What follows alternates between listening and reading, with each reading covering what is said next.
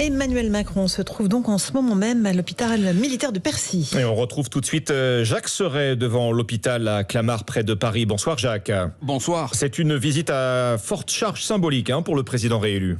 Oui, Emmanuel Macron au chevet des soldats blessés en opération extérieure, signe de la reconnaissance du président de la République, également chef des armées, à ces hommes touchés dans leur chair pour leur engagement pour la France. Après Cergy hier matin, c'est donc le deuxième déplacement d'Emmanuel Macron depuis sa réélection dimanche.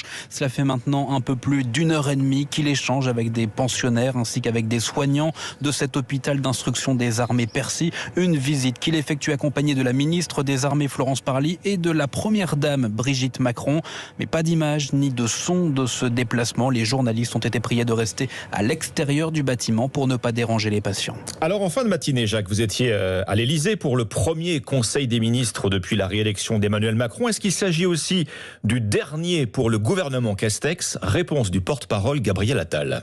Alors non, il ne s'agissait pas du dernier Conseil des ministres du premier quinquennat d'Emmanuel Macron, puisque vous le savez, le premier quinquennat d'Emmanuel Macron, je le rappelais, s'achève le 14 mai à 0h ou le 13 mai à minuit, selon la manière dont on dit les choses.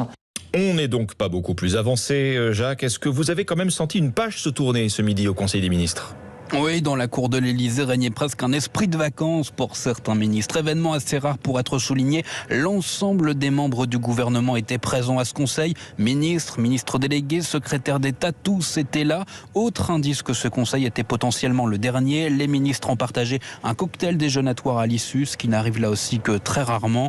Mais voilà, si jusqu'à présent l'entourage du président laissait entendre que le nom du prochain Premier ministre serait dévoilé en début de semaine prochaine, les derniers échos du palais font état que ce n'est pas forcément pour tout de suite. Le suspense pourrait durer quelques jours de plus, d'ici au plus tard le 14 mai, date du début officiel du second mandat.